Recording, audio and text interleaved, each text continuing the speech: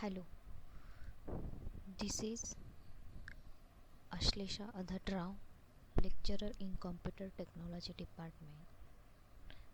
Today, I am going to conduct session of subject Advanced Java Programming, and the first unit of that subject is Abstract Windowing Toolkit, which belong to 12 marks.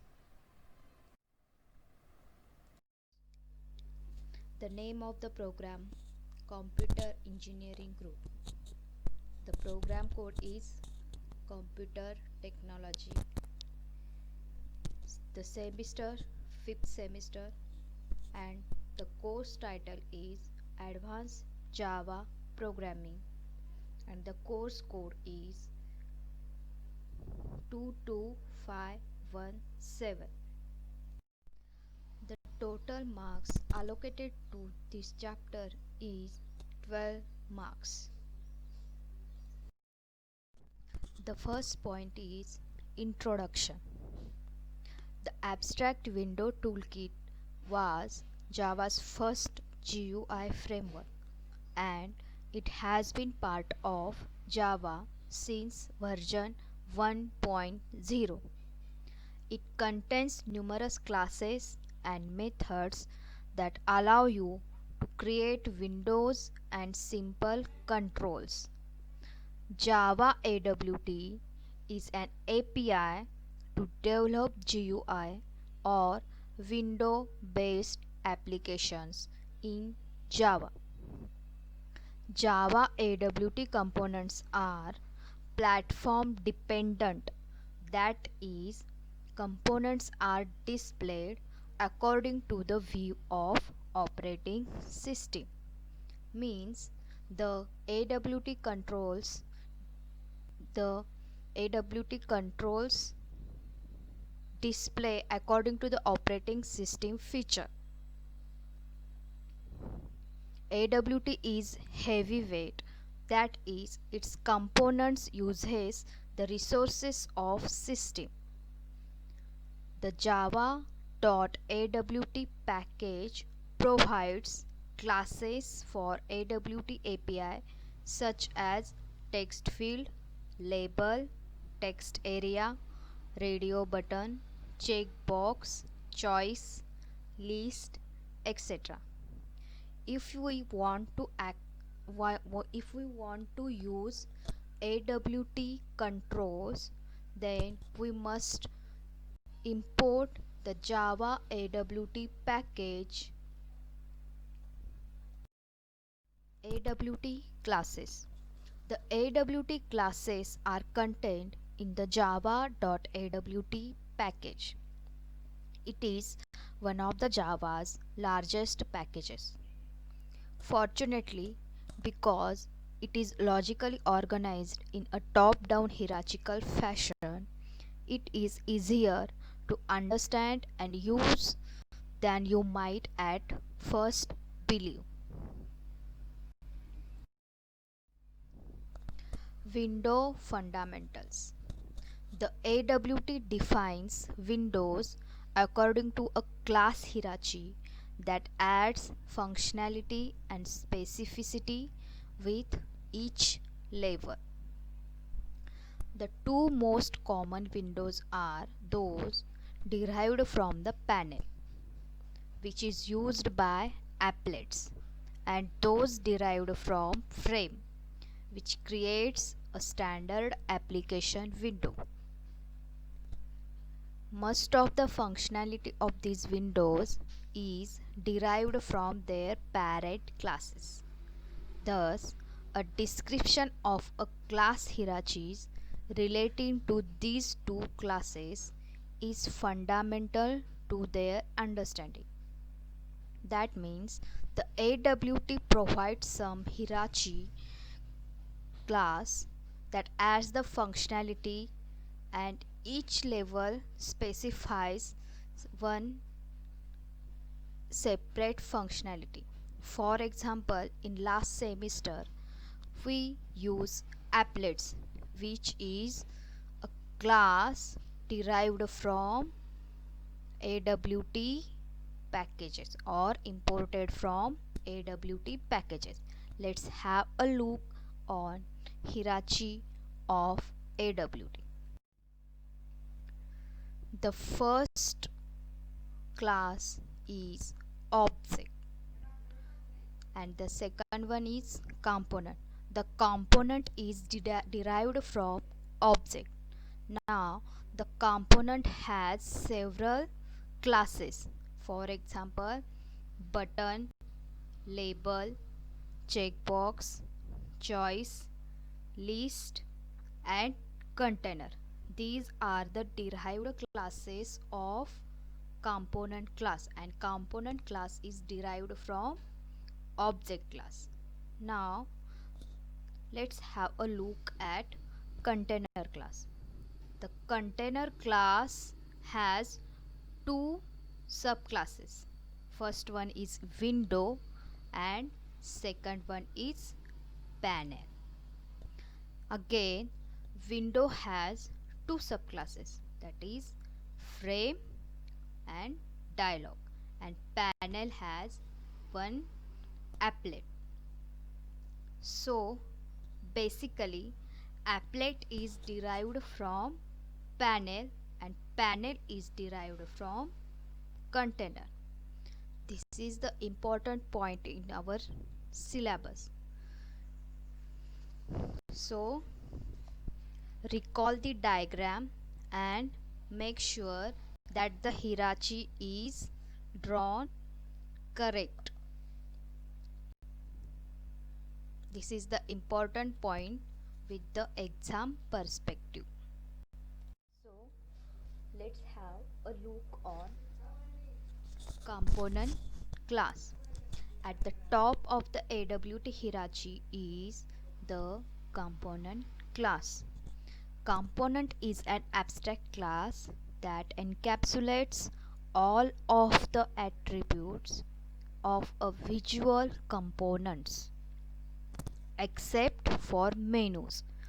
All user interface elements that are displayed on the screen and that interact with the user are subclasses of component. It defines over 100 public methods that are responsible for managing events such as mouse and keyboard input, positioning and sizing the window, and repainting. A component object is responsible for remembering the current foreground and background colors and the currently selected text font. So the component is an abstract class which has several methods. For example, if we take a keyboard, in suppose we have an application of user login, then we must have enter the username and password, so we need keyboard. So the methods provided for input is defined in component class. These are the public methods which are responsible for managing such events. For example, resizing the window means minimizing the window and maximizing the window, or we can set a specific text color or text font in our application.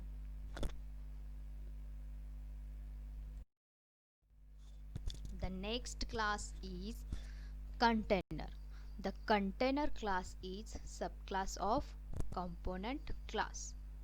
It has additional methods that allow other component objects to be nested within it. The container is a component in AWT that can contain another components like button, text fields, label, etc. The classes that extends container class are known as container, such as frame, dialog, and panel. A container is responsible for laying out any component that it contains. Means the container decides which component is positioned at which place, at what place. This is specified by the container. Means if we are choosing frame, at on the frame the button, text field, components, where to put and to feel the look, how to feel the look of your window or your frame. Means if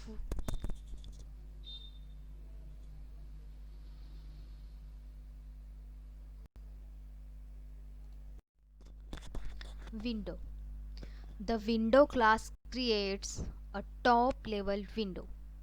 A top level window is not contained within any other object. It sits directly on the desktop. Generally, you won't create window objects directly. Instead, you will use a subclass of window called frame, described next. The window is the container that have no borders and menu bars. You must use frame, dialog, or another window for creating a window. Remember that the window container does not have borders and menu bars. You cannot use as it is. You must use frame, dialog, or another window for creating a window.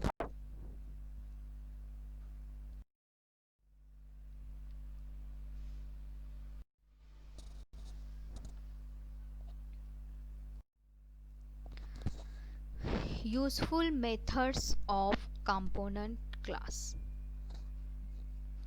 First one is add method, which is defined as public void add component C. It inserts a component on this component. Second method is public void set size, which has parameters width and height. It sets the size of that component by defining the width and height of that particular component. Public void set layout, which has the object of layout manager class, and this defines the layout manager component. There are different types of layout manager. For example, frame layout, border layout, card layout, etc. We will see it further in detail. Just remember that we can set layout by using layout manager class. The next method is set visible method, which allows your component visible to that particular frame or window. It is defined as public void set visible by passing boolean status, and which is by default false. If you have to set the visibility to the frame, then you must state the visibility to true, which is by default false. If you set the visibility to true, that means your component is visible onto the frame or window. Now let's have an example of AWT. To create a simple AWT example, you need a frame. There are two ways to create a frame in AWT. by extending frame class, and second one is by creating the object of that frame class. There are two methods. First one is by extending a frame class, and second one is by creating the object of frame class. Let's have first one. The first one is by extending frame class, which means we must use the extend keyword for extending the frame class. Here first import the AWT package, then create a class and extend the frame class by using extends keywords. Here I created a constructor. In that constructor I create a component named button and a string passed to that button is click me. I set the position for that button by using setBounds method, which has 4 parameters.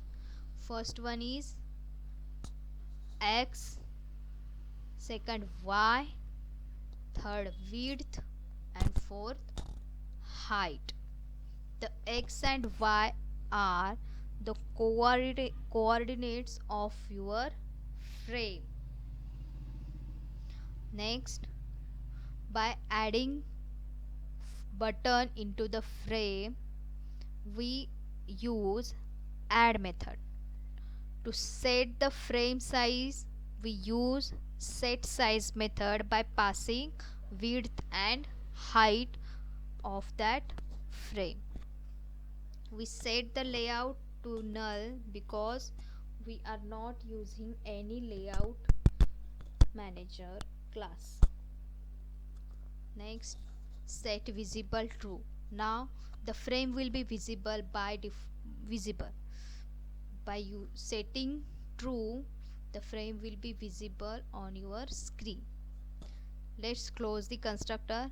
In main method, just create a class objects because we use the constructor, so as soon as the class is created, the constructor is called, and after compiling the program you will see a frame window is created. This is one method of creating a frame, which called as by extending frame class. Now the second one is by creating the object of that frame class. Means we should create the object of that frame class. It is very simple. Just create a class and one constructor. In that constructor, here we create a frame object. Frame f is equal to new frame, and in main method we just call the constructor. So these are the two methods of creating frame.